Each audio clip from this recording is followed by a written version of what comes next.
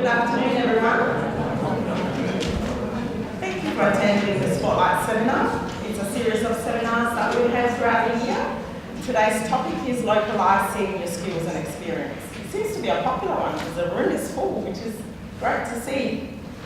My name is Alice Stokes and I'm the Senior Program Officer in Immigration SA. Also with us in the room we have other Immigration SA staff, which you may have met before, Lauren Redford. And then at the back we've got Shelley and Gilda, our employment consultants, who if you have attended a workshop, you may have already met them. I'd like to begin by acknowledging that the traditional custodians of the Adelaide region, they are the traditional custodians of the land that we live today, the Kaurna people. And I pay my respects to elders past and present. Okay, let us start. So, Immigration SA, we have supported over 100,000 newly arrived skilled and business migrants to the state. That's a lot of people who we have provide nomination. We do deliver a lot of programs and services. You will be now exposed, I suppose, to the post-arrival services. Okay, so we've got a series of events, employment workshops. Some of you may have attended the Welcome to South Australia information session that's held on a monthly basis.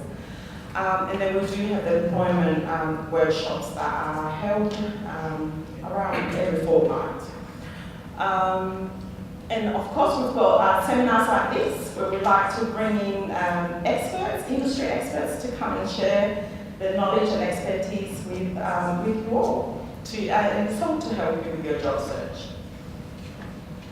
We also have the recognition of overseas qualifications. Okay, so some of you may have had your qualifications assessed as part of the migration purposes.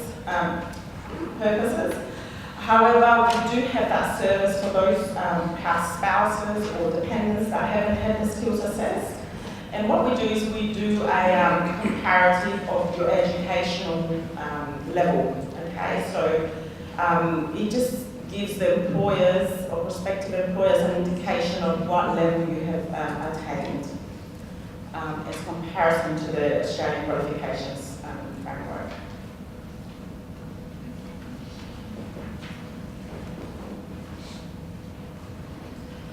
So today's session is quite an exciting one.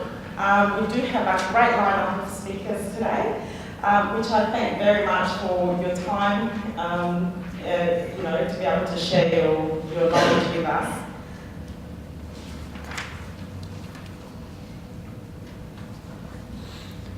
So we have a speaker that will talk to us, Michael McKay, will talk to us about the labour market. So he'll provide an overview. I think it's a great starting point because, as part of your, as you job search, you'll need to do a lot of research in terms of the industries, and you need to know what's going on in the state with the labour activity.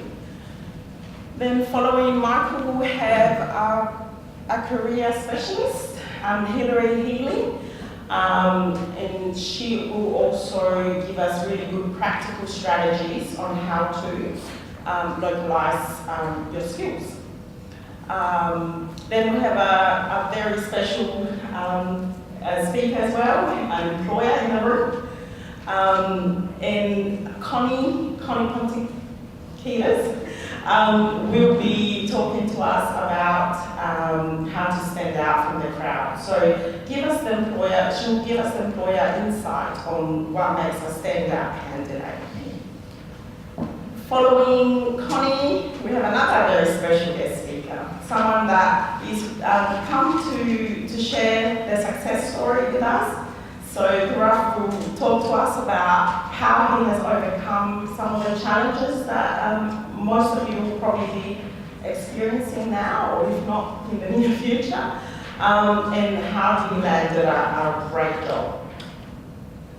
After the speakers, we'll have a bit of a question and time. question and answer segment, where I'll ask some questions of the panels. I'll also take questions from the floor, so you can ask questions to the presenters. If there's an opportunity at the end, you can also ask questions during our networking session. Okay, so we do have a very busy schedule, but we also need to leave pretty much by 4 o'clock because they need to set up for another event, so we need to sort of move on quickly. And so yeah, so that's our program for today. I hope that you find it really useful. I hope that you get a lot out of it, and it does help you with your job search activities. And if you do have questions related to your situation, make sure that you send us an inquiry, or you call us and let us know. Will be very limited time available for us to answer everybody's question today, but make sure you do stay connected with us. Okay.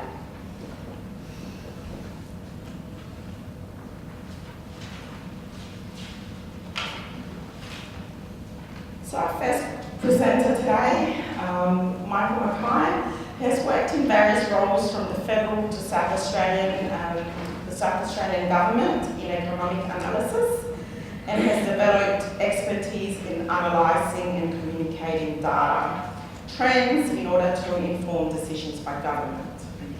So sounds like a very important role. Michael currently works for the Department for Industry and Skills with a focus on labour market, education and the training sector. Please welcome on stage Michael Mackay. Thank you very much. I've done a lot of preparation for today, and that included not spilling any lunch on this white shirt. I was very conscious of that today. But yeah, thank you very much for having me. I'm very excited to be here, to be speaking to people that are basically part of the solution to South Australia's economic growth challenge. You may or may not be aware, but South Australia has recorded quite subdued economic growth over the past decade. And one of our key constraints is our population growth. We have very weak population growth, we have an older population. So skill migration will be a really important part of supporting our population growth, but also providing a skilled workforce as we have a lot of older people retiring.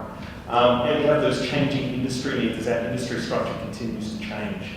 So I hope you're aware of the fact that you are part of the solution to South Australia's economic growth challenge. So South Australia is an economy in transition. It's been changing a lot in recent decades. This is the past decade, employment changes by industry. So we've had a lot of employment growth in healthcare and social assistance. When I say that, I mean hospitals, GP services, aged care. So we've got an ageing population, and that requires the services of that particular industry. Almost 40,000 additional South Australians working in that industry when compared with 10 years earlier. There's been a few industries that have been contributing about 10,000 additional workers over the past 10 years. There's construction as an investment has continued to support the engineering and the commercial and the housing and construction needs of the changing and growing population and the business community. And the government's continued to invest in order to support that developing and growing state economy. As our economy has continued to develop and grow and advance, we've had more of a reliance on education and training, so more people need to be training, gaining those skills to help them participate in this new economy that's emerging. We're also attracting more and more international students, so that's creating a lot of jobs in education and training. As our economy continues to advance and develop, we're seeing a lot more jobs in professional, scientific and technical services. You're probably wondering, what does that mean? So that includes things like legal and accounting services, engineering, advertising, computer system design, all those services that require a high level of expertise in education. And we're expecting those sorts of industries to continue to grow in the coming decade in South Australia. Because on the other end of the scale, when you look all the way to the bottom, our manufacturing industry has had a pretty rough time of it. So we've got 26,000 fewer South Australians working in the manufacturing industry when compared with 10 years earlier. The manufacturing industry has weathered some pretty tough conditions. We had a previously high Australian dollar, which made our exports less competitive. We also were competing against low-cost foreign competitors, and the local operations are continuously looking for ways of doing things with fewer workers, which has put a bit of a strain on the size of the workforce in manufacturing. So they're moving towards more advanced manufacturing processes and automation. There were also a number of government initiatives that will create a lot of job opportunities. The NDIS, you might have heard that acronym flying around, the National Disability Insurance Scheme. Basically create a lot of jobs related to supporting people with a disability in their daily lives and their daily living. We create a lot of jobs in allied health professionals, personal care workers, but also a lot of supporting roles in office work as well. You probably heard around the traps that we have some defence projects coming in the next couple of decades, and that will provide a range of job opportunities, a variety of managers, engineers, a variety of technicians and trades workers, clerical and administrative workers, machine operators and drivers, labourers. There's really quite a wide variety of jobs that will come about from the defence projects. There's also a number of major developments in South Australia. They're span across basically gas, renewable and battery storage projects, engineering, commercial construction.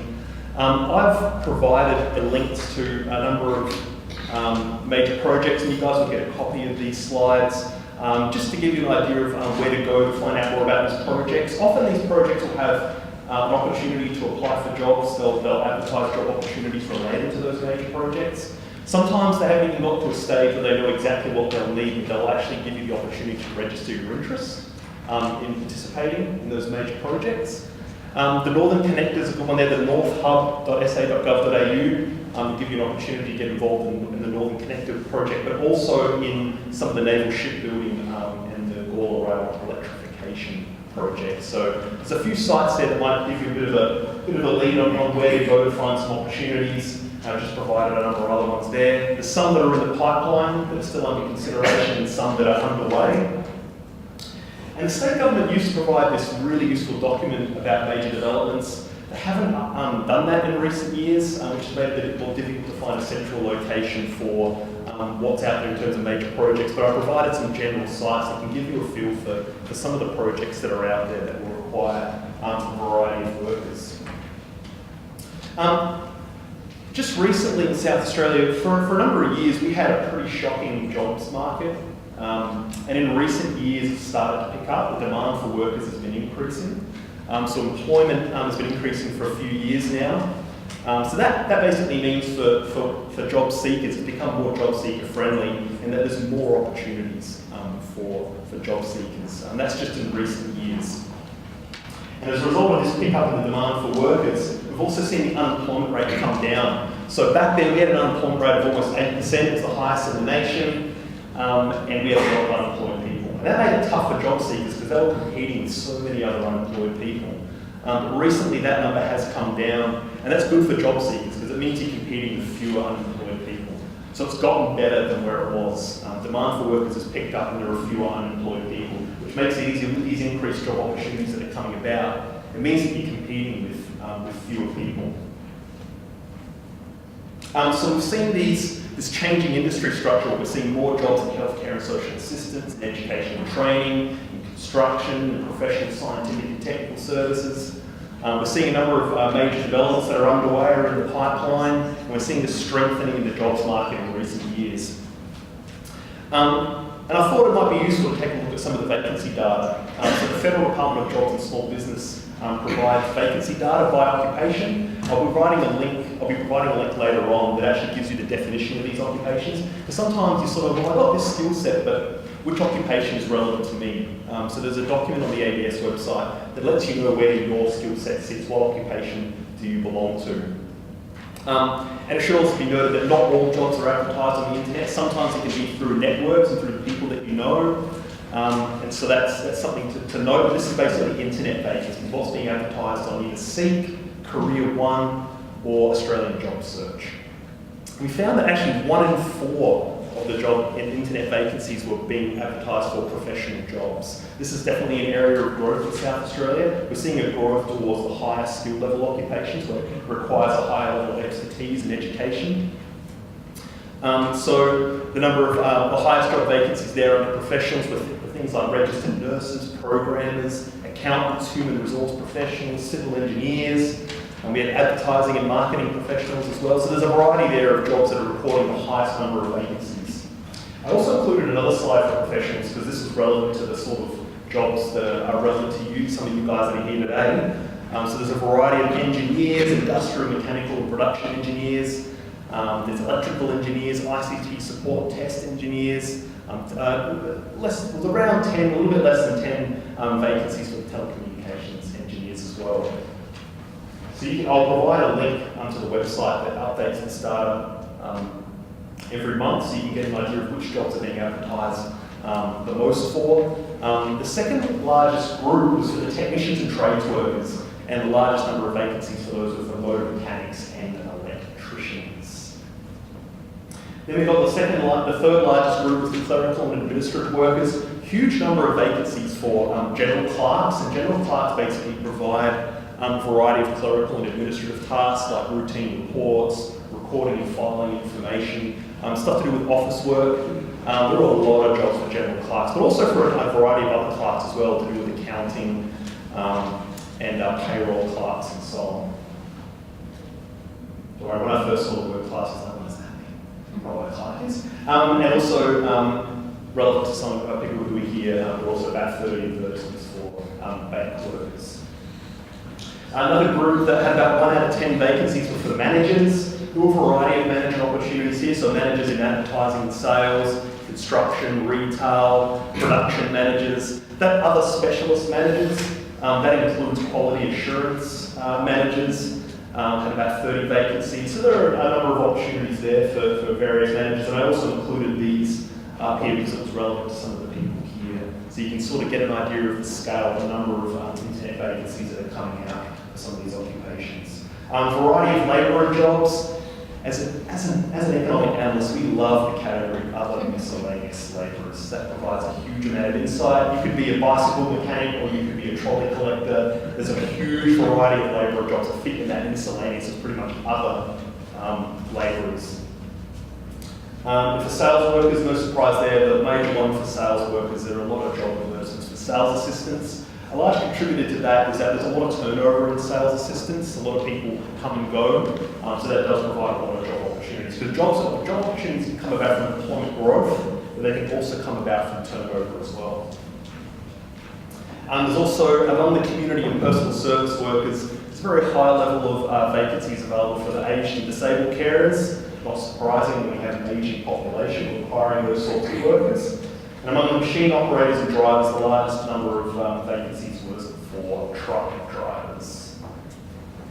So I thought I'd provide some useful websites that may come in handy. We've got our website, skills.sa.gov.au. When you go to that website, you can select careers and jobs, and you can find out a whole bunch of information related to different occupations and industries. What's it like to work in a particular occupation?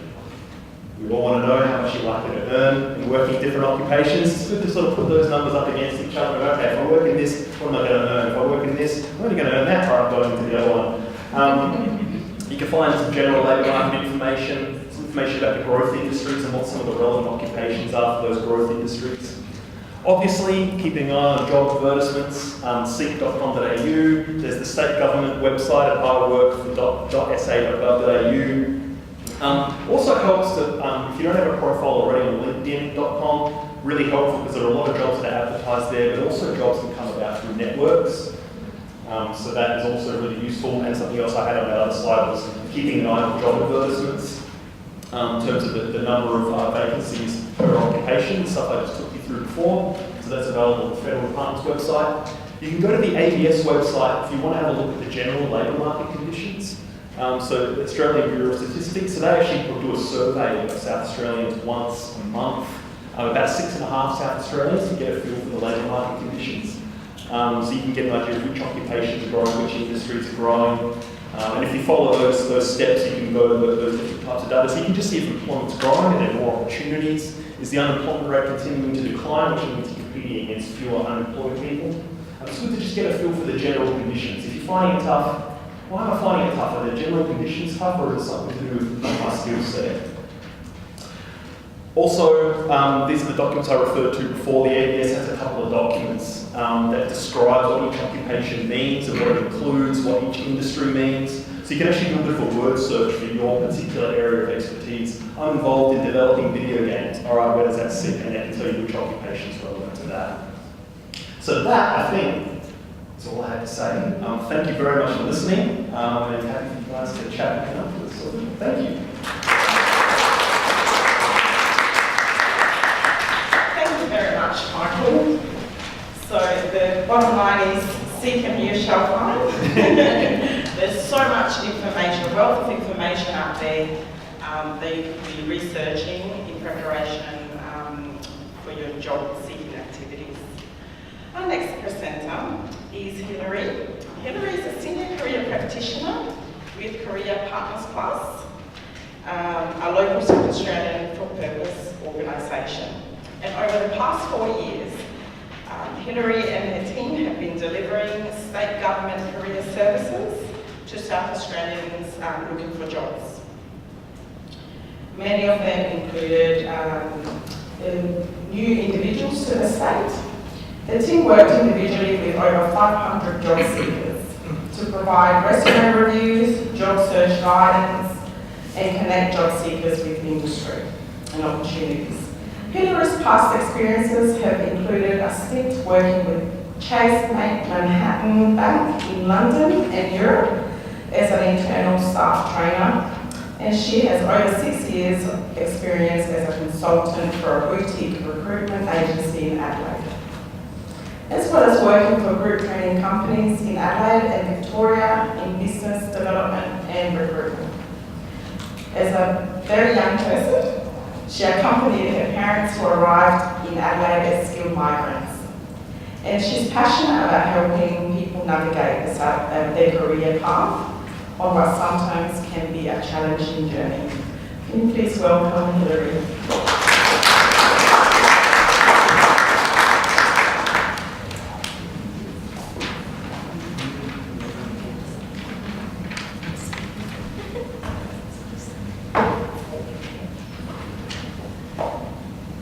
Thanks, Alice, for that introduction, and good afternoon, everybody. It definitely is a pleasure to be here. I'd certainly like to start by welcoming you all here to South Australia and certainly to the information session this afternoon. It's good that you could all come along. I know that many of you are well along your journey in terms of job search. And we've certainly just got some very positive information from Michael here that will feed into that as well. But my topic today is strategies for localising your skills and experience. So what does that mean, I wondered? And I guess I'll cut to the chase and think about it from my point of view and the challenges that I see people facing. And in particular, I think the key barrier that a lot of people have come across with regards to job search here, not just in South Australia, but all over, I think, Australia, is that one where employers feel that they need to take some preference around people who've already got experience, either in the country or in that particular industry. I see some people nodding now. And it is a bit of a dilemma, actually. It's a bit of a, oh, sorry, I have to learn how to steer this thing. Oh, I'm going the wrong way. Okay. Oh, we're really going. That's it, okay. So I think that many of you may have come across this sort of situation before, and I'm getting really down to a very practical level here, whereby advertised job vacancies often state that, you know, the ideal candidate will have, you know, at least some experience or relevant experience in this particular South Australian sector. I mean, it could be the Australian sector as well.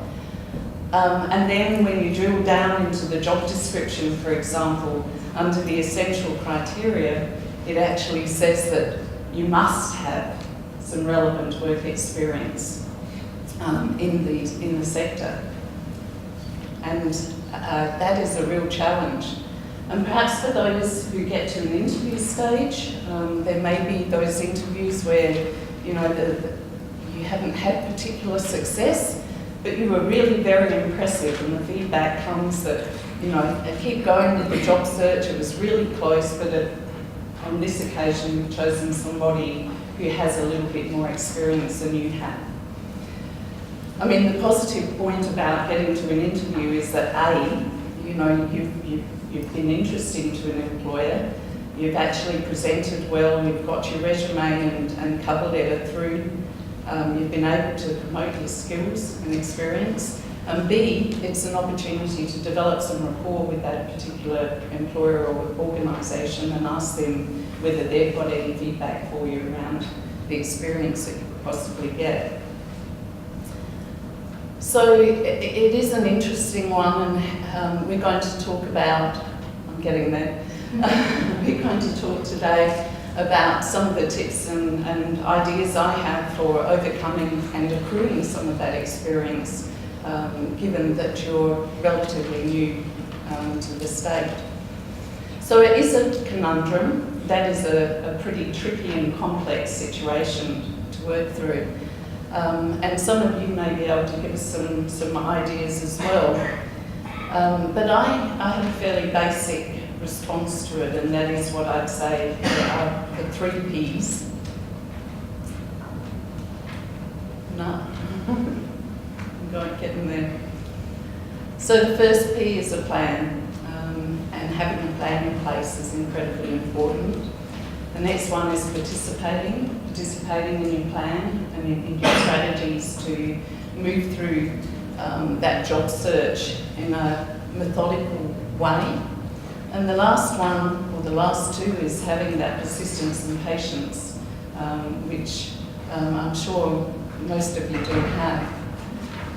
You could add another one, perspiration, onto that as well, I think, in most cases. So before we, you know, think about strategies for accruing that work experience, what sort of plan can you put in place? And I would always augur for some self-checking before you go about your job search. So the self-checking is in particular areas such as communication. I think communication is absolutely integral, you know, to the way that you go about A, applying for jobs, and B, you know, networking and having those conversations with people and forming those relationships and the rapport that you need in order to hear about the hidden job market, for example, that Michael alluded to. So we all know that when you come here, you come with a proficiency in English, a competency in English, and there's absolutely no question about that. But have you stopped to check with somebody around your, you know, for example, pronunciation, enunciation? The way that you articulate in conversation is really, really important. And I'm generalising here. I know that many of you will have already received this sort of feedback. But there is a way of eliciting it and asking the direct question to somebody who's a professional and who's trusted, you know, to say, do you understand me? Am I understood in my conversations? I'm applying for work here and I don't want to damage the chances of getting into, you know, the industry that I'm pursuing. And I think it's a very important area to think about. And there are things that you can do in order to increase that improvement in your English, for example. It doesn't have to take too long. We could look at things like conversational English, so just appointing a mentor, for example, to, you know, connect with you at certain times to talk about work and use terminology that's related to the industry you want to get into. There are lots of English language courses. For example, TAFE and adult community education centres offer informal opportunities for English improvement, particularly as it relates to work and the specific field that you're looking to get into.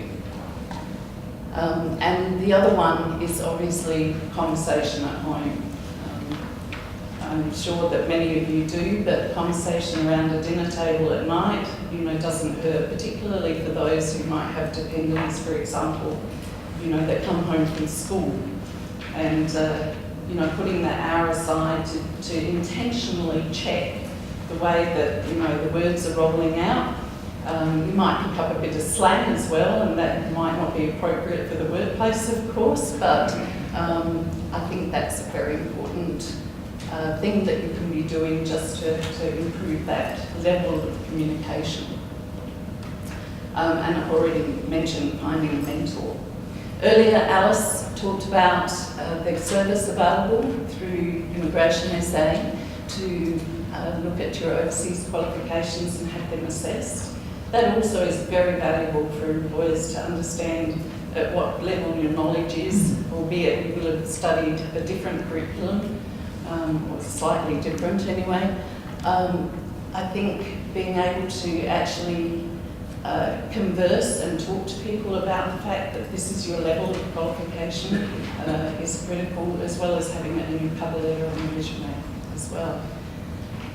Local clearances, I think you and your specific occupational areas will be able to, or will have already checked into, the sort of clearances and certificates, licenses, for example, that you need to either attain now or put in progress.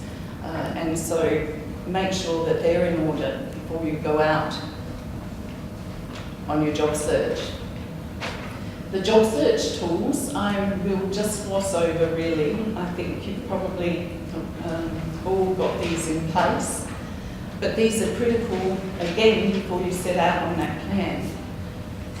The first one is the resume, of course, and making sure that terminology relates to the position or the job that you're applying for and your field of specialty.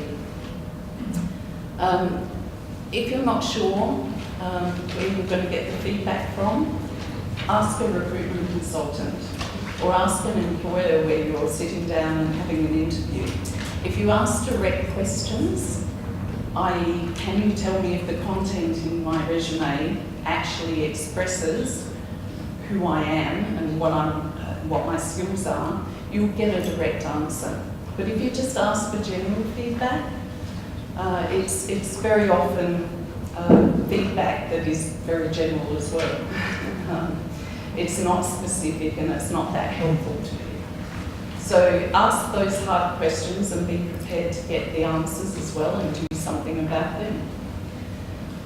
The other areas are well-written cover letters. Seek professional help again if required. I see a lot of cover letters that, while the conversational English is fantastic, no problem, the sentences aren't constructed properly, and it doesn't give that great first impression to an employer. And you know what they say, the first impression is the lasting impression. Which is exactly why these things need to be in place before you go out into a very tight and competitive marketplace, because once you've made that impression, it's pretty hard to go back again after your English is great and your resume and your cover letter is brilliant. LinkedIn profiles and other ways of communicating through social media is also really quite key. Making sure that introduction about you is really reflective of your unique self and what you bring to a potential employer, because they'll always check your LinkedIn profile.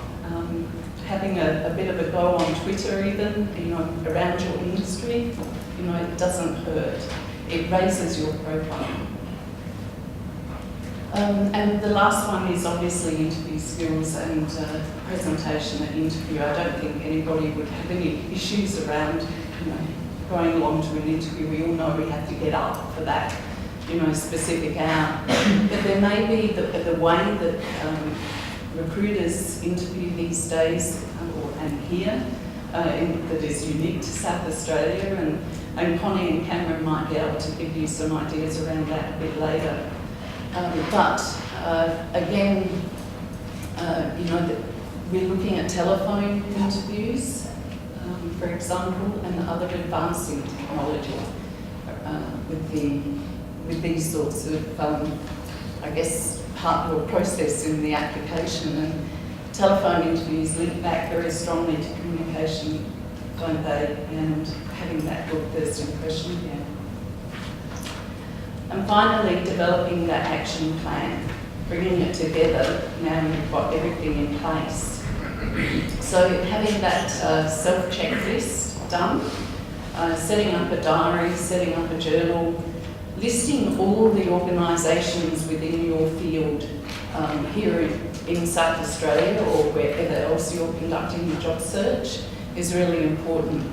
Prioritising who they are and familiarising yourself with what they do also gives you that opportunity that when you're networking, which we'll talk about in a minute, you're able to converse easily, you know, with people in your field about other organisations working in that sector. All right, so that's pretty important.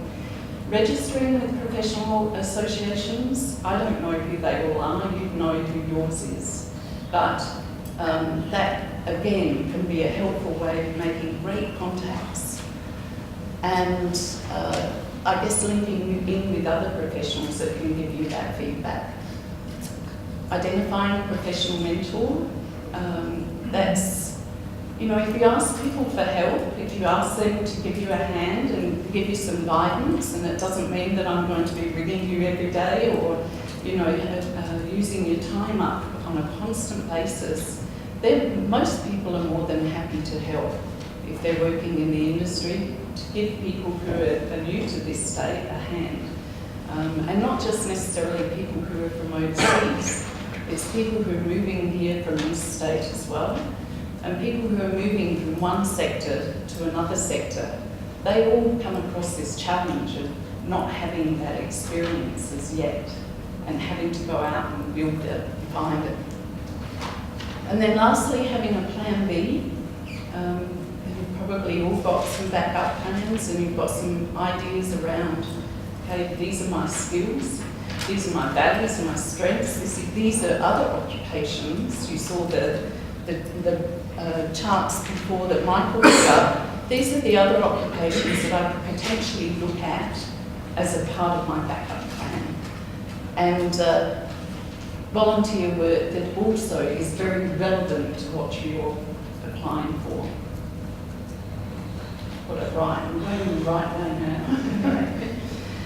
So the second P is participation, so actively engaging in that plan and becoming culturally and socially familiar with other people from other walks of life, I guess, and specifically the local culture in South Australia. And I can talk more about that later. Learning about the local job markets, labour market, we've got some information this morning, this afternoon again.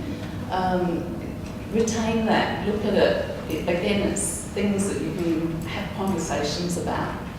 Networking, it's all about networking. It's finding the hidden jobs as well as the advertised jobs. And it's not networking as a business, it's obviously your self-marketing, okay? But using the networking techniques to self-market and promote yourself. And that can be a lot of fun if you do it really well. Social engagement, a lot of contacts in businesses are made through engaging in social activities. You know, maybe if you've got children that are attending school, you might go along to a school fete or to help on a clean-up day. Get involved. Think about some social and recreational activities you can do in groups. Your families, dependents, spouses, they'd all participate in this. And everywhere you go, you'll be looking to forge those relationships. Relationships that still need to be authentic and genuine, and they still need to be a two-way relationship. But that person that you clean up the schoolyard with, be the person that will give you the introduction to the person who employs you. So never missing an opportunity there. Community engagement, again, local councils are great connectors, for new people into the residential areas. Local MP offices, members of parliament. I know a few people who down in the south of Adelaide do some volunteering and have introduced themselves to the local MP who has introduced them to other people as well. So it's a really good way of getting to know others in your environment. And extending yourself to look at, perhaps casual work while you're conducting your job search.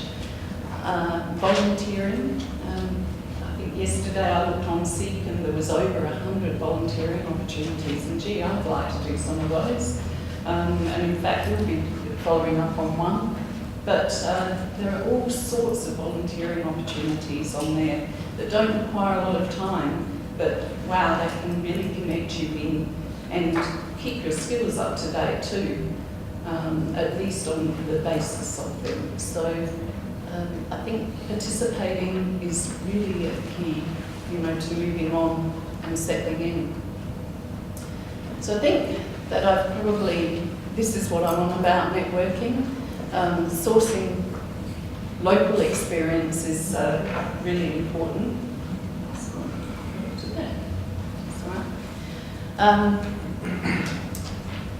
So getting back to strategies or ways that I think that you can be accruing work experience here in the state and using it as evidence to show a potential employer that you understand the local market. And so I'm just going to go back to say, I understand why employers, and I'm sure you do, look for that kind of experience, why they're preferring that perhaps. And, a lot of jobs are linked into things like compliance and Australian standards, might even be South Australian licensing law, regulations, etc. And I guess from an employer's perspective, you can see that, somebody who has evidence and has studied and has proof of this may be, someone they could use as an asset over someone who doesn't. So we need to circumnavigate this, or at least build your experience. So ask your network contacts, once you've established them, about work shadowing opportunities. Work shadowing is a bit of a non-threatening way of accruing that work experience. So it's a little bit more informal than work experience, where you need insurance cover, and a lot of employers are a little bit like, oh, that's a bit too tricky and a bit too formal, hard. But work shadowing is basically, introducing yourself to an employer and asking them whether you come and spend a few hours talking to some of their key staff members about how they're conducting their, skills in the workplace, so that you can familiarise yourself with the way that they're doing it. And a lot of employers, if you're able to get through to the right people, are quite okay with this, right? Perhaps you may need an advocate to be able to introduce you in the first place to make that connection. You at least come away with some referees and perhaps some ongoing contacts. The next one is employment interviews themselves. This is a great way of developing that rapport and asking people to, once you've got your feedback about the interview, asking them to give you some more contacts, or can I have an opportunity to, work here? It may be unpaid work to begin with. And you may be prepared to do that, but you may not be. But I think that that's a good opportunity.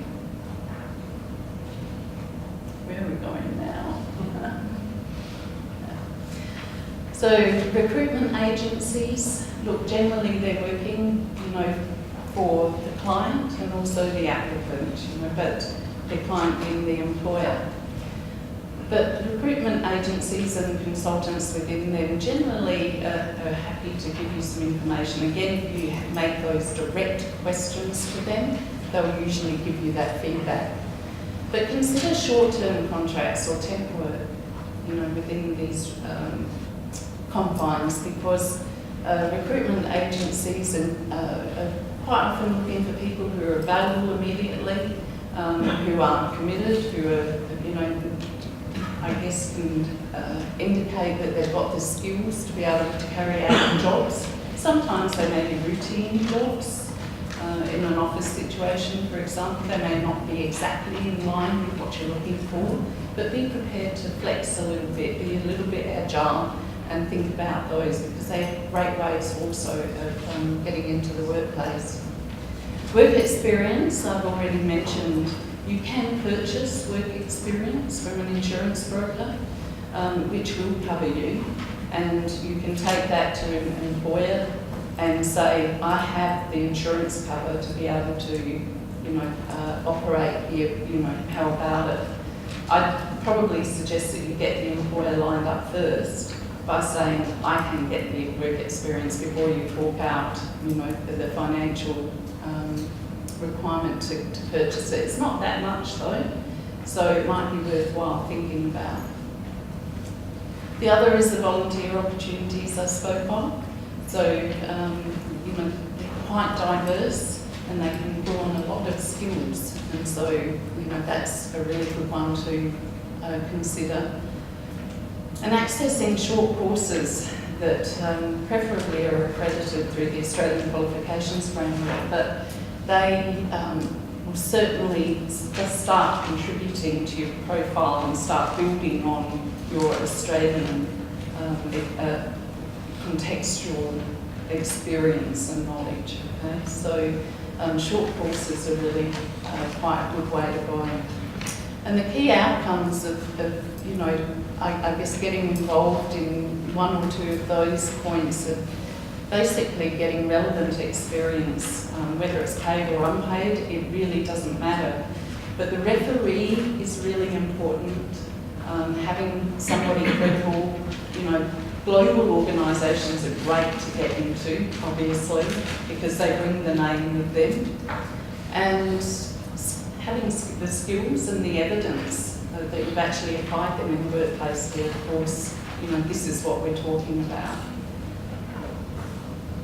My belief is that there are ways around it, and that, I've seen people I've worked with, people new to South Australia who have, yes, maybe taken a few months, but if they've got a strategy and they've put that into place, they've been able to find what they're looking for without deviating too much or perhaps going to a plan B. So the persistence and patience, I don't think I need to talk to you about. I think everybody's self-efficacy is all intact here. But I think persisting and having patience means that it's not going to happen in 3 weeks. I spoke to somebody the other fortnight who, was really appearing quite anxious and really needing some help. And I said, how long have you been here? Well, 2 weeks. And I said, there needs to be some strategy around how you go about your job search. It may take a little while, but it will happen. So it can also take a lot of energy, create a lot of stress, so maintain a healthy balance. That goes with family members as well. Take time out in your plan to say, that's my job search, and this is, what I'm going to do to keep myself healthy and maintain that good balance. That's really, really important. So a lot of people can, that anxiety builds up, the desperation almost oozes out. And employers feel that, and that enthusiasm can possibly be mistaken for a negative. So, be very aware of that, take it carefully, and maintain optimism and stick to your plan. That's important as well. Remember, if Plan A doesn't work, the alphabet has 25 more letters. True.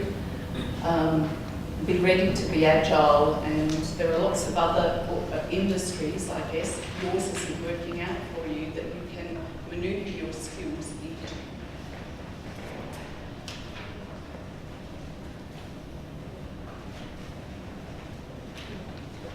Thank you. I think that's all I've got at the moment, but I'm very happy to obviously stick around afterwards and answer any questions that you might have. And I think we've got a hand. Yes. Okay, thank you.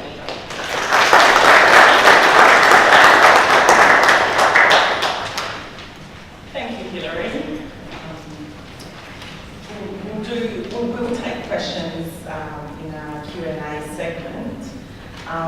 We're running a little bit, a couple of minutes behind, so I might just get get straight into our next speaker. Our next speaker is Connie. Connie is from People's Choice Credit Union. Some of you might be doing your banking with People's Choice Credit Union. Connie is a HR professional with approximately 13 years experience within recruitment and generalist HR. She has prior experience working in a variety of industries, including legal, mining, and within a global recruitment agency. Connie is currently employed by People's Choice Credit Union as a talent acquisition specialist. And she has been with the organisation for the last 5 years. She has a strong passion for aiding staff in professional development and providing the best possible candidate experience. Welcome to the stage, Connie.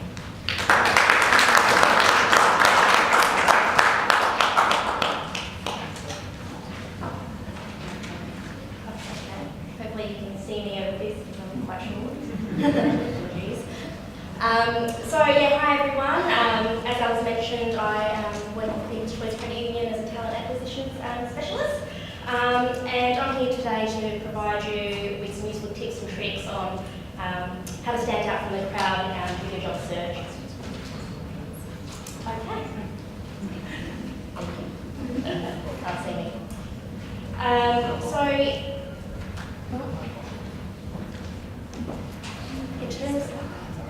In terms of an overview of what I'll be talking to you about today, so I'll be covering off who is People's Choice Credit Union, the recruitment process and what to expect, what makes a standout candidate. I'll be covering some tips and tricks in terms of your cover letter and resume to help you stand out from the crowd.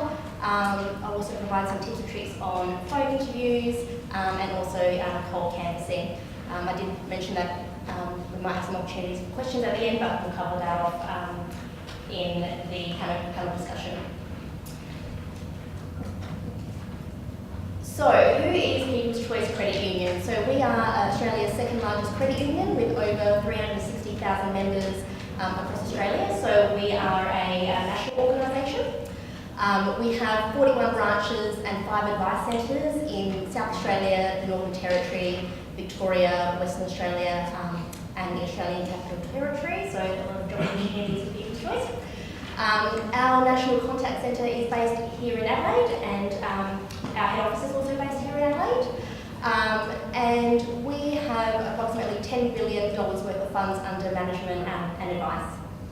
We provide services in home loans, personal loans, financial planning, and basic banking products. And at the moment we have around 1,050 employees nationally. And our members are our shareholders as well. So People's Choice is also actively involved in the local community through events and sponsorships and volunteering. So some of the major events that we are a part of is the Credit Union Christmas Pageant. Has anyone been to the Christmas Pageant or seen it on TV? No? Well, we've got, you do, thank you. So our next Christmas pageant is going to be held on the 10th of November. It's a great opportunity to come on down and have a look. It's particularly great if you have children. A fantastic South Australian event that our staff can volunteer and be a part of and give back to the community. We also kickstart the Santos Tour Down Under with the People's Choice Undies Run for Bowel Cancer. So again, another opportunity to be a part of that and volunteer. And we also run the People's Choice Community Lottery. So I'm not sure if anyone's seen that advertised on TV lately, but we're currently running that lottery, and that closes, tickets are available until the 31st of August, and a great opportunity to be enchanted in a car and some other products.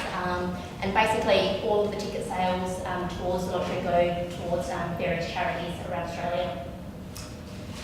So we are also a diverse organisation. We're always looking at ways to diversify our workforce. And we have a diversity strategy in place, given that we are a community organisation. So we offer facilities within our head office, such as parent feeding rooms and reflection and prayer rooms. So we really are a culturally aware organisation. And we also consider candidates on working visas for employment opportunities with us as well. More recently, we've partnered with Immigration SA, and we've successfully employed candidates via Immigration SA through our National Contact Centre. So that's a little bit about People's Choice. In terms of the recruitment process within our organisation and also within other organisations, it is a fairly standard process. So, once the role has been advertised and the job ad closes, the hiring manager or the recruitment consultant will typically resume screen from there. Should you progress to the next stage, you'll be contacted by either the hiring manager or a recruiter to conduct a phone screen, and you'll be shortlisted for the phone screen. From there, all going well, you'll be invited to participate in a psychometric assessment or a general reasoning assessment. Now, that's not, strict amongst all organisations, but we are seeing that more often happening within most organisations. From there, we'll be invited in for a face-to-face interview with the hiring manager or perhaps a recruitment consultant. And all going well with your interview, that's when we will look at conducting reference checks. And from there, a police check, depending on the organisation that you're looking at working for. So I guess we'll probably see that sort of more within government organisations and agencies, or organisations that are highly regulated, so for example, banking and finance. And all going on, you tick all the boxes, that's when we would look at an appointment and onboarding you into the organisation. So basically I'm here today to talk about what makes a standout candidate. So I guess at People's Choice in particular, we are looking for someone that has strong communication skills and a positive attitude, someone that demonstrates drive and initiative, what does work well in your favour, I guess, is someone that shows evidence that they've researched the company. That really shows that you have a vested interest in the company, and that's someone that you really want to work for. So couldn't encourage that enough. We're also looking at, someone that stands out to us is someone that is willing to learn and evolve, and someone who's committed to a long-term career. So a lot of money and time is spent in terms of training someone up to come on board. So given that those circumstances, we are looking for someone that is in it for the long haul. And what is particularly important as well is neat business attire. So particularly at People's Choice, as I mentioned to you earlier, our head office is based here in Adelaide, so you're always on display to executives and senior management. So I can't stress that enough, that how important neat business attire is, because I guess at the end of the day, it's your personal brand. So in terms of some tips and tricks for your cover letter and your resume, first off, here's some, do's and don'ts.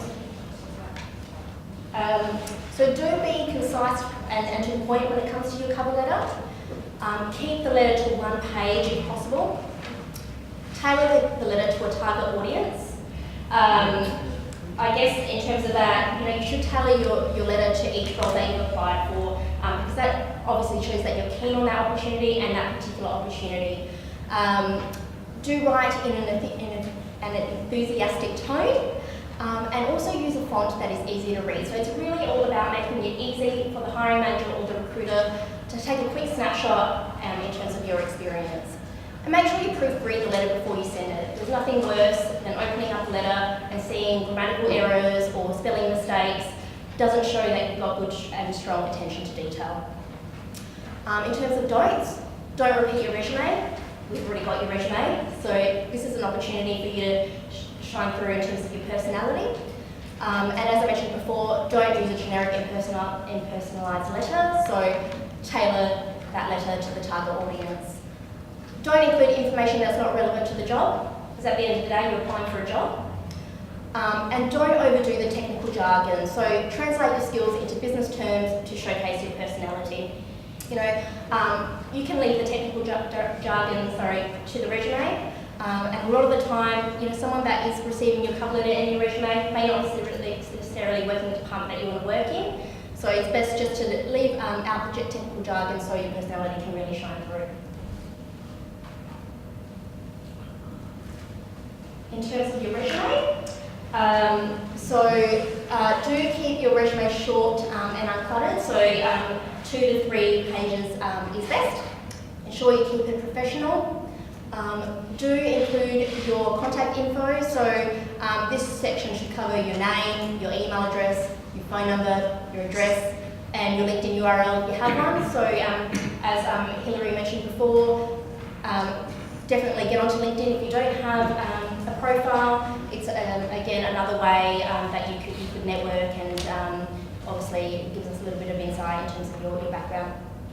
Do list your achievements, and also set out your resume so that you use headings and subheadings to highlight sections such as your education, your career history, and your referees. Again, it's all about making it easy for the hiring manager or the recruiter to read.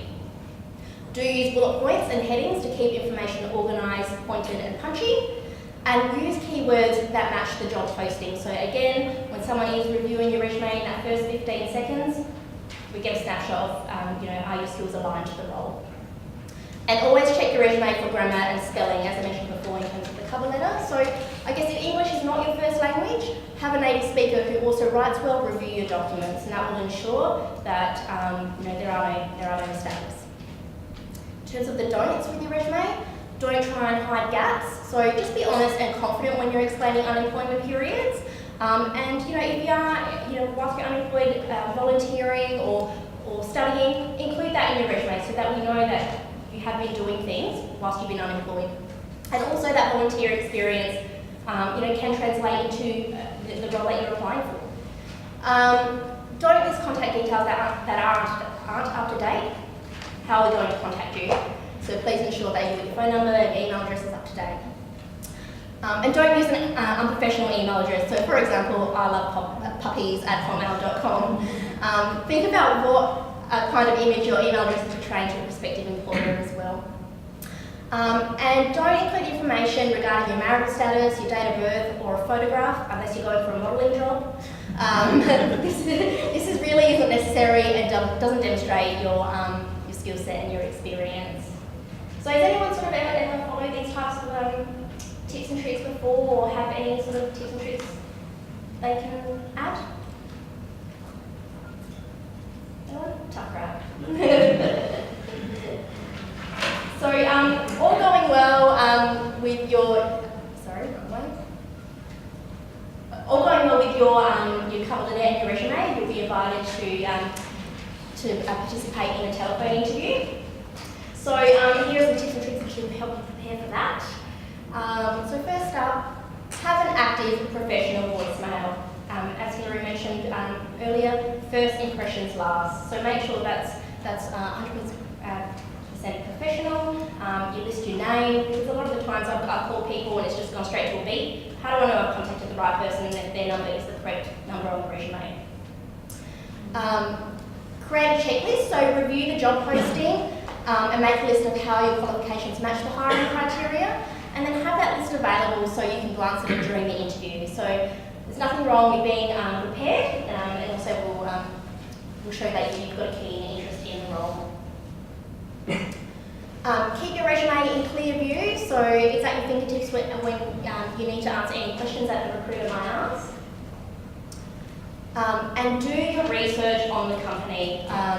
Again, I mentioned that earlier, but that is crucial because it does show that you have a keen interest in working for that organisation, and it doesn't appear as though you've applied to 100 different roles.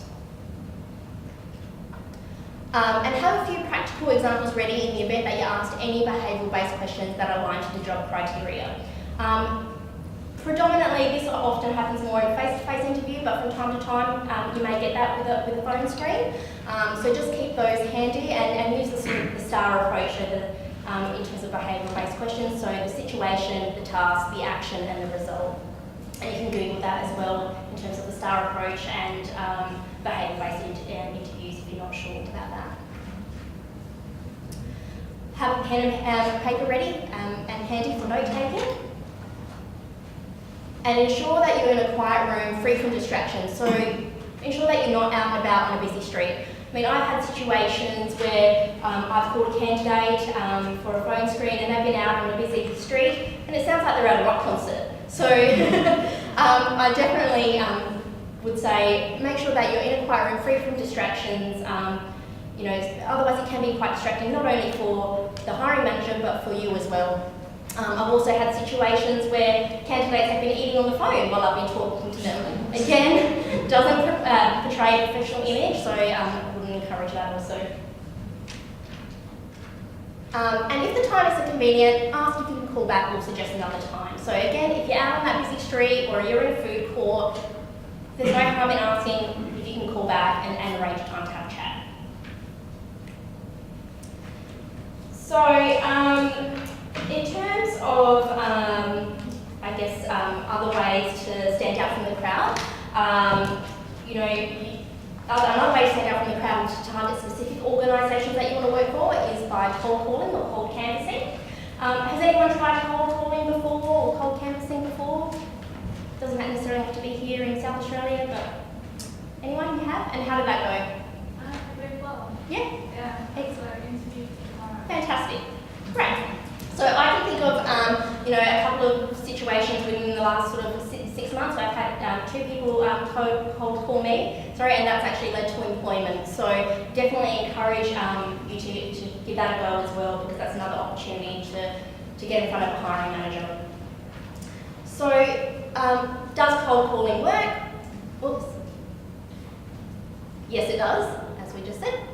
But some of you may, cold calling may make some of you nervous. So I'm going to run through, some tips and tricks on how to combat those nerves. So in terms of some tips and tricks around cold calling, make a list of contacts. So tap into your networks or make a list of ideal companies that you want to work for. So can't stress this enough how important this is. Particularly at People's Choice, we encourage our staff to provide staff referrals. When someone does provide a referral, out of courtesy, we'll always contact them and give them a call. So if you know someone that works somewhere, ask if they can refer your resume for you, because it may end up in a call and you're speaking to a hiring manager, and it just provides you with another opportunity to get in touch with another network. Do your research. So I've covered this a few times already, but do your research on the company that you want to work for. You'll be able to show how much you know and prove that you're the right person for the job when you're calling. Write a script. So it will help you to remember what to say and assist with speaking clearly as well. Make some practice calls. So if you are a bit nervous, sit down with a friend or a family member and just run through a potential scenario and a practice call.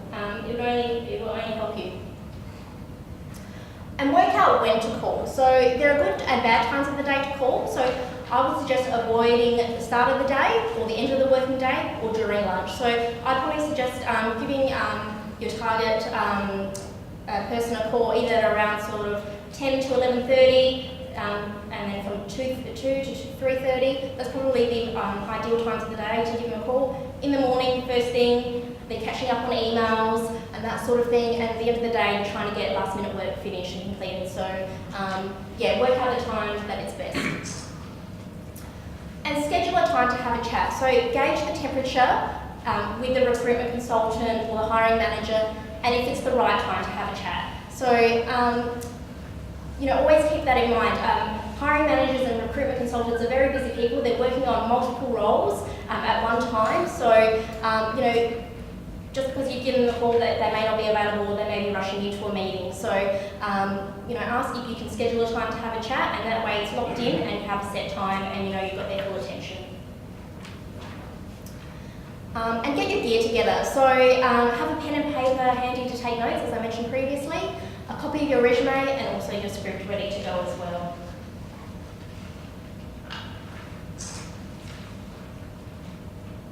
You'll also get these slides, by the way. Another important thing to remember is to dress to impress. So dress as though, even if you're at home, dress as though you're going to work or to an interview, and that will put you in a more professional frame of mind when you are making calls. Stay focused. So find somewhere quiet to call, away from interruptions or distractions, as I mentioned earlier. You don't want the hiring manager thinking you're at a rock concert. Be polite and smile. So smiling will project a positive image and will change the tone of your voice. And take notes. So keep track of who you've called and the outcome of your conversation as well. Especially if you're applying for a number of different roles, that way you know who you've spoken to, from what organisation, what the outcome was. And review the call and confirm next steps. So, you know, once you've spoken to the hiring manager, was the next step to submit your resume, or was it to connect via LinkedIn? So take note of that, and as I mentioned previously, LinkedIn is a really a great tool in terms of expanding your network as well, and finding about job opportunities that may not necessarily be listed on Seek. And be persistent. So if you haven't heard back within a week or two, don't be afraid to call back. There's absolutely nothing wrong with that. I've had a situation recently where I had someone cold call me. She was looking for work in marketing. We didn't have any marketing opportunities available. She called back the following week. She saw that on our website that we had another opportunity available that also aligned to her skill set. And just by her calling back, she's actually landed employment with us. So it's not necessarily in marketing, but it is in another field, and she's sort of got that step, her foot in the door with our organisation, so that when a marketing opportunity does become available, then she's already got the understanding of how we operate as a business and our products and that sort of thing. So you know, don't shy away from those type of opportunities as well. And don't get discouraged. So not every call is going to end in a good result, but don't be shy to ask for advice about someone else who might be able to help you, or another business you could contact about finding work. So keep calling until something works out. So we'll leave the questions to the discussion panel, but thank you. Also happy to take any questions at the networking refreshments period. And also my colleague Cameron over there is also within the acquisition team at People's Choice, and he's happy to take any questions as well. Thank you.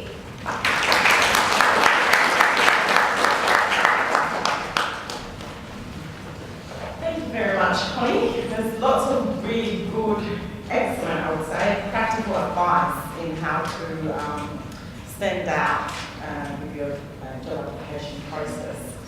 I know there's lots of people trying to take photos. We will be sending the slides of every presentation to you the next day or so. So, you know, you don't need to take photos if you don't want to.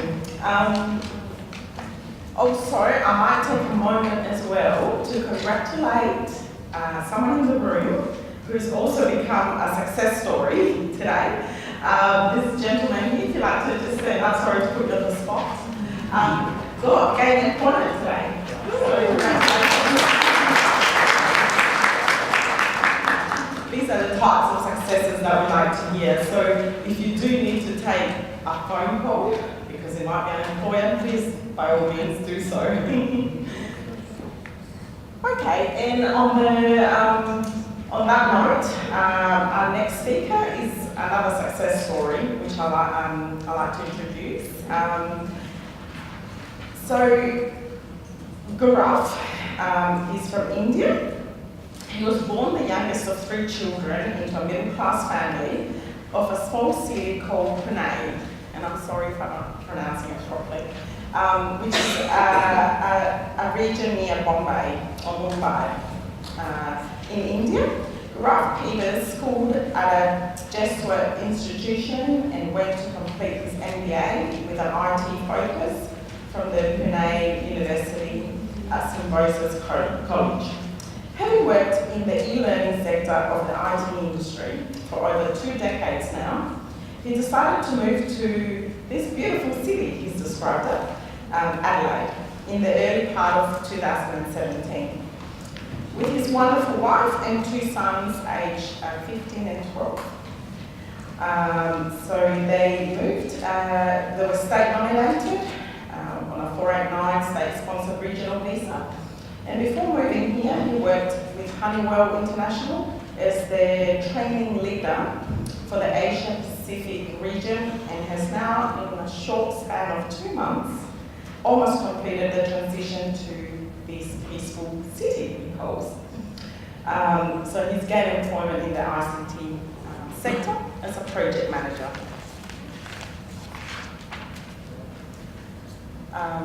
The company he's working for is a Brisbane-based company that has a local office here in Pirie Street. So today, sharing his experience on the challenges and solutions that worked for him in his short 10-minute, we'll give you 10 minutes today, talk, which he has titled "To Move Forward, Sometimes You Do Have to Step Back." So please welcome Gaurav.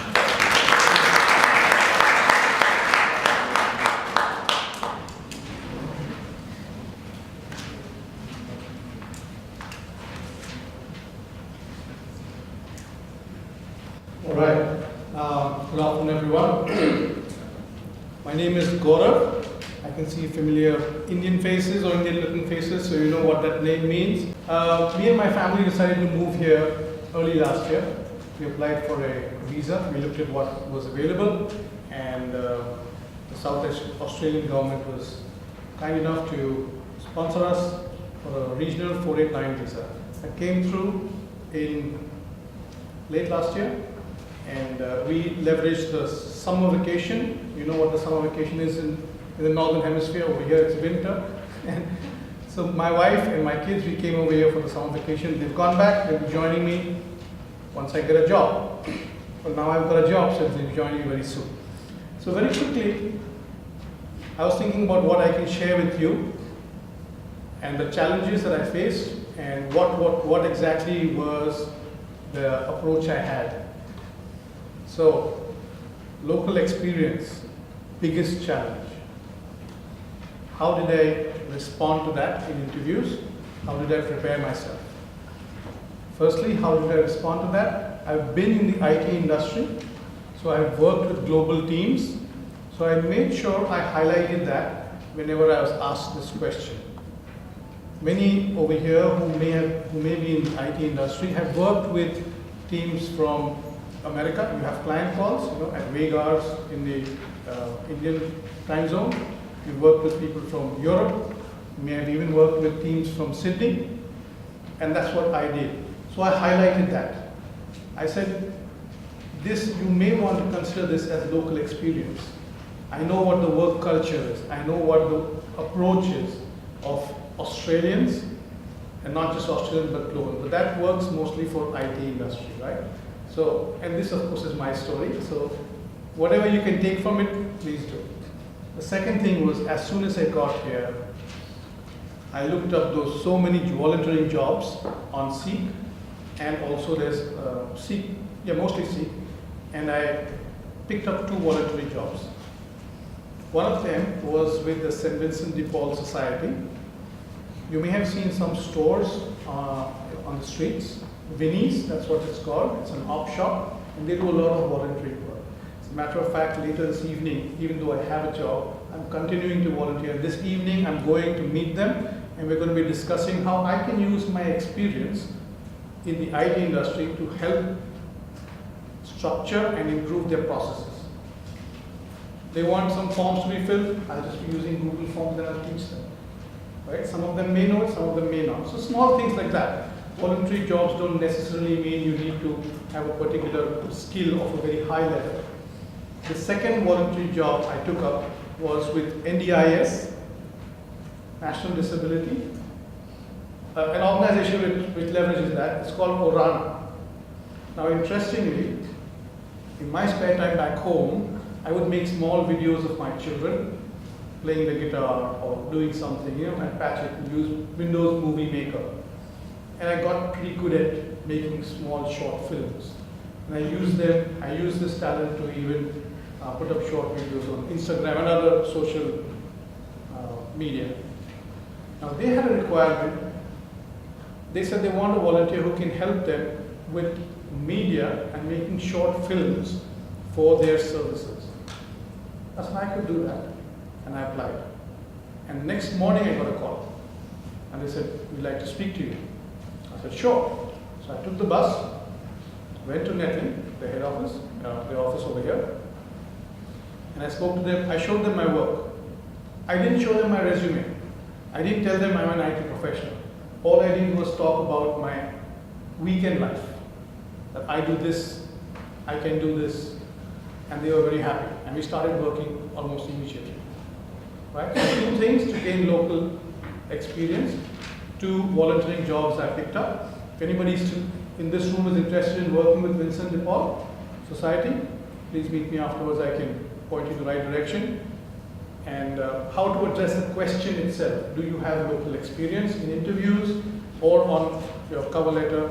Highlight if you have worked ever with any team apart from your native team, right? So that was how I addressed the local challenge question, local experience challenge. That's how I answered the local experience challenge. Right. So now what else did I do? Everything what they said, I did. And what they said makes sense, because if you do that meticulously, this is where you stand. From the date I landed, and my family went back after that, I started applying for jobs. I targeted only 1 job per day. Well, this is in retrospect. This information, this is statistics that I'm giving you. I didn't aim for it to be that way, but it turns out what I did was on Google Docs, I maintained a spreadsheet with more than a couple of columns where I wrote down the date, the job I'm applying for, the industry it is in, the name of the company, the date that the job was, you may want to take this down, the date that the job was first advertised, when I applied on it, and what version of my resume I sent them. I customized my resume for each and every job that I applied for. How do you do that? How did I do that? This is my story. Apart from the wonderful tips, how did I do that? I looked at the job description. I saw what words are equivalent to or appear in my resume as well. And I made sure that those were the ones that appeared, or rather were highlighted. All right? And then comes the cover letter, which of course we've got fantastic tips. I won't tell you what, I did all of that. And selection criteria. Me being from the e-learning industry, the jobs I could apply for were anything and everything in education sector. Over here, so many university and educational institutions. So I did apply for them. And what happened was, I got a response from quite a few of them. I'd say more than 50%. But then it would get stuck in between local experience and someone with more experience in a non-e-learning kind of environment, right? So I used an approach which is called a STAR approach, S-T-A-R, it's an acronym, for writing or responding to the selection criteria. Most jobs have the job description and the selection criteria. So STAR stands for situation, task, action, and result. Fantastic. So I did that, right? And I applied for jobs. Now, which one out of this helped me, I'll tell you in the end.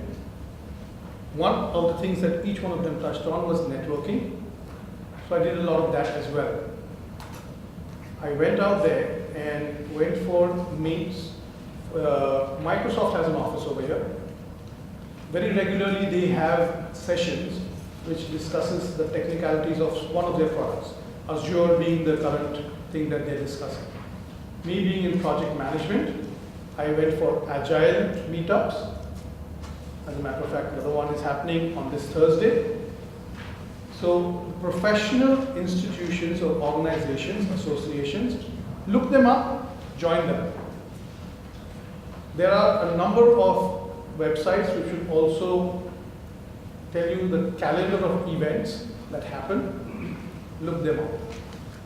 In addition to Seek, in addition to LinkedIn, I applied for 17 jobs which I got from a website called Glassdoor. How many of you heard of Glassdoor? Right. So yeah. So Glassdoor is not only to go over there and rant about your previous employer, but you can also find jobs there, right? So these couple of things which I did different, I don't know which one of them worked, but this is what my experience has been. And I would think finally how I got my current job was a combination of all of these. It was a networking, quite a bit of networking that helped. A lot of the resume that I sent helped a lot. My cover letter helped. And the people who spoke to me, I had 3 rounds of interviews in as many weeks. And what I spoke to them, how I spoke to them, same tips. Write it down. I made sure I wasn't in my shorts. I actually got up and got ready. I made sure that I stayed at home, take all the calls, and over and above, when I was applying, so quickly to circle back to the statistic, I ended up applying for 36 jobs in about 35 days. That was because I focused like this on each particular job. And so I didn't spend more than 4 hours a day at home in front of my computer applying for jobs. Only 4 hours a day. And after which, I would just let it be, involve myself in something else, go out, walk, go to the professional associations and things like that, right? So last thing, recruitment professionals. I went to a recruitment professional people bank, spoke to Ronnie Thomas. He gave me a lot of advice. I told him about I don't have local experience, how do I do it? He said, that doesn't matter. It is covered in your resume. You make these changes in your resume. I said, fair enough, I gave it to him. And then after that, I went and met him personally the next day or something like that. And then he gave me a list of things that I should do. He said, go and meet every recruitment professional that you know of, not just people back. I said, fair enough. I asked him, how do I address the local experience question? So he says, you could do a lot of things, but don't worry, we can get you a job. We're ready to take up something that is not in your line. I said, fair enough. Quickly asked him, what about volunteering? He said, that doesn't happen. And then finally he gave me the best advice, was to stay away from negative people. So I didn't go and meet him ever again. And then, I landed this job. I do see him in the city sometimes, but yeah, he ignores me, I ignore him. So stay positive, stay focused, and stay persistent. One of the most important things. There is a word in the Hindi language, but it's not a Hindi word, but it's a slang from Delhi. Anybody from Delhi over here? Okay. And those of you who know the street language, you know, it's called bhasad. Don't get involved with a lot of nonsense and don't just create havoc. Yeah, the closest word in English I think would be havoc. So don't do that. Be patient, persistent, and just keep on, and you will get there. All right? Thanks.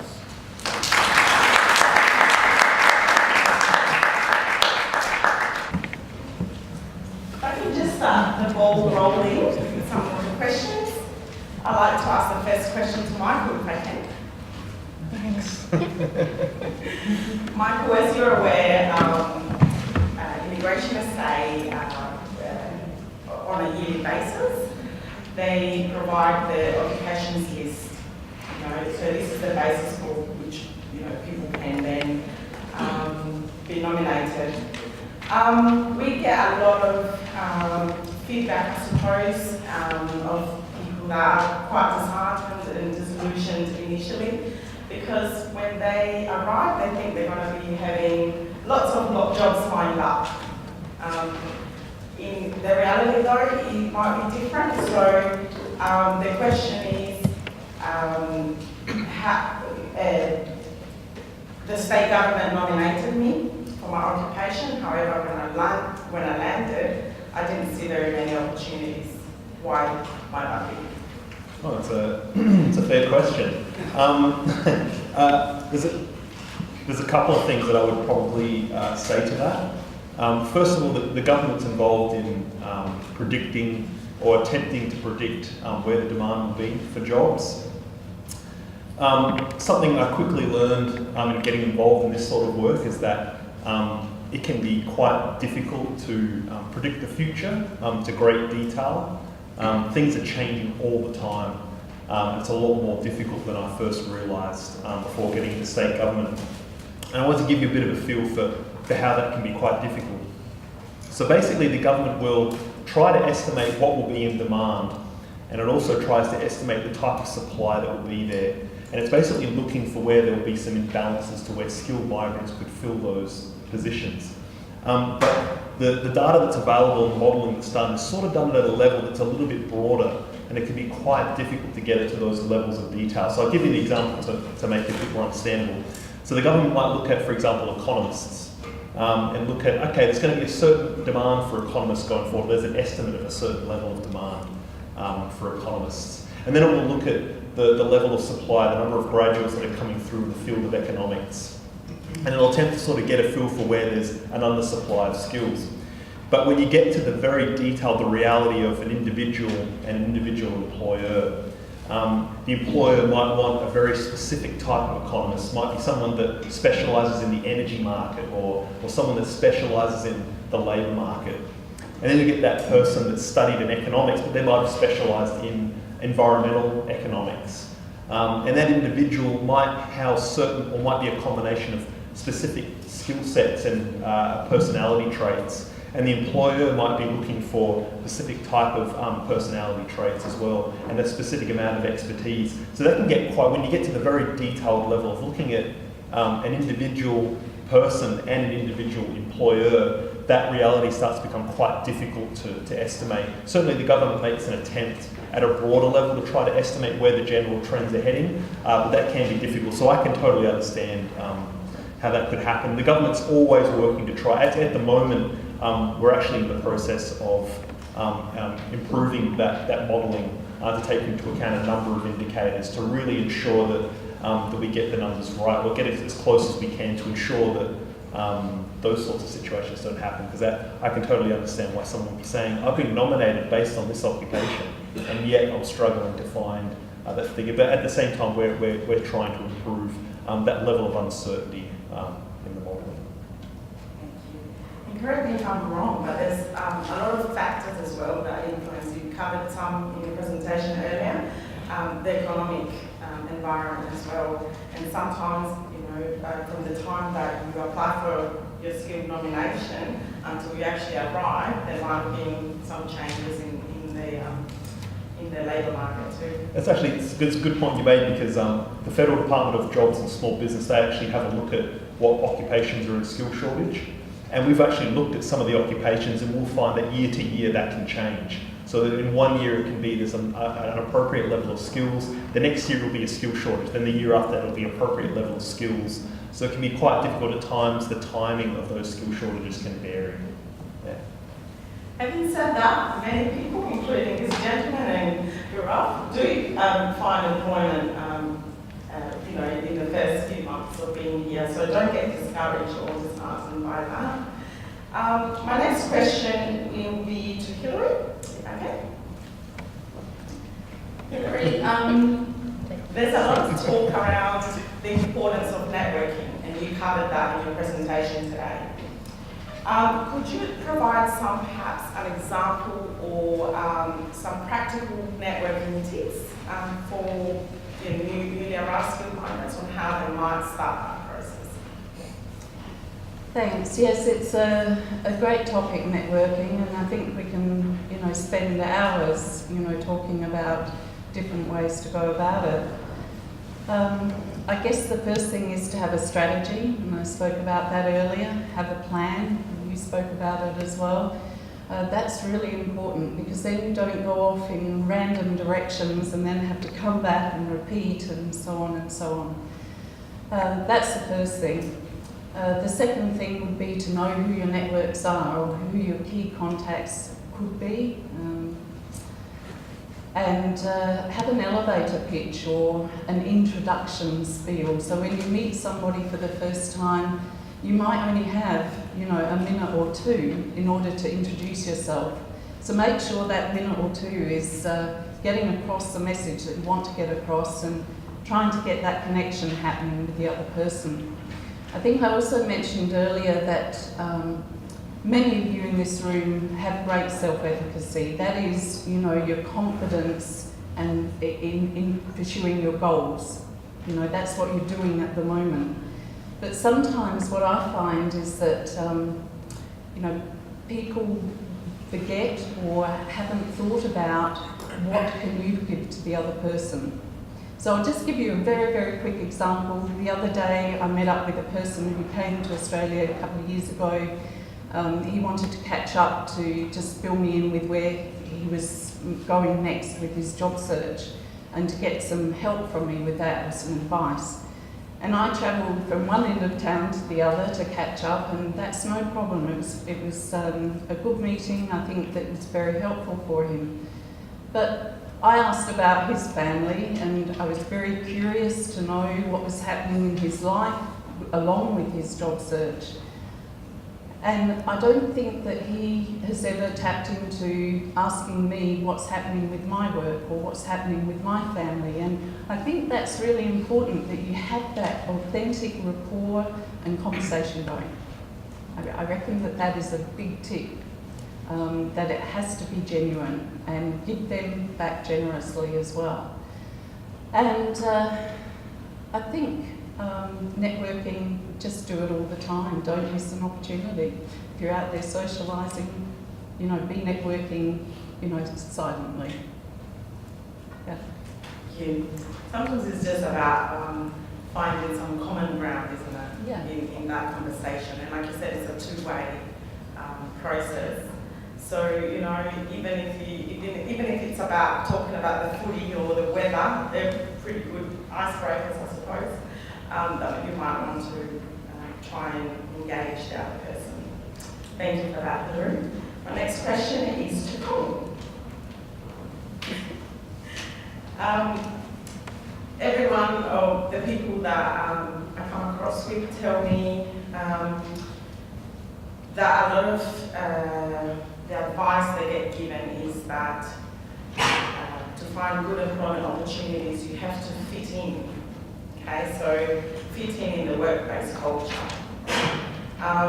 Could you perhaps elaborate on that, on what fitting in actually means? Sure. So I guess firstly, just off the bat, diversity is 100% important within organisations. I couldn't tell you how important that is, because otherwise, how are we going to learn off one another if there is no diversity, and how will we all evolve as organisations if we can't bring in new experiences?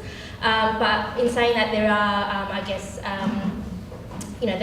organisations have a culture and values, so it's about aligning your values with our organisation as well. So, for example, at People's Choice, we're all about giving back to the community. So perhaps if you're applying for a role with People's Choice and you're invited in for an interview, think about how you give back to the community, or talk about your experiences through volunteering in your interview when you're asked why you want to work for People's Choice. I guess just showcasing that you have that interest as well. shows that you align to their values and their culture fit. So, you know, there's no right fit.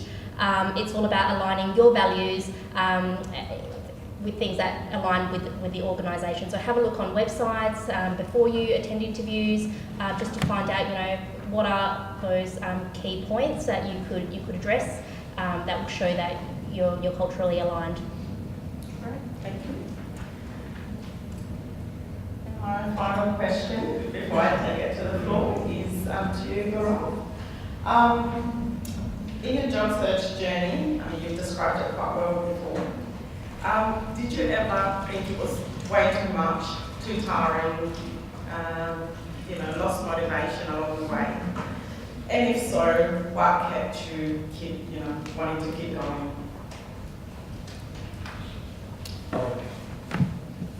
There's a long answer to it and a short answer. I'll try to keep it in between.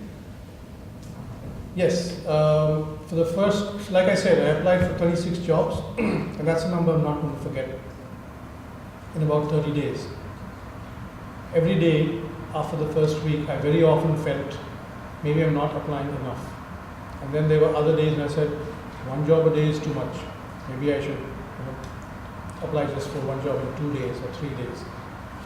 And so my thoughts and my feelings kept oscillating from optimism to pessimism all the time. But what worked for me and may work for you is a very simple word, belief. If you are spiritual, you can externalize that belief and believe in a supernatural or spiritual entity, or believe in yourself. I always kept saying to myself, and that's why it's still up there, yes. To move forward, sometimes you have to step backwards. I kept reminding myself that way. When I was in India, I was doing a pretty marvelous job. And now the job that I have, I'm content, I'm happy with it, knowing and telling myself every day that I had project managers working for me. Today I'm a project manager. I enjoy the fact that now I'm not responsible for what they do. So I've stepped backwards, but I'm sure I'm moving ahead in life, because this was a step forward for me, for my family as a whole, not just my profession. So what kept me motivated was belief. You may want to try that too. Yeah, believe in that it will happen, patience, and yeah, I'm sure you'll be successful. Thank you.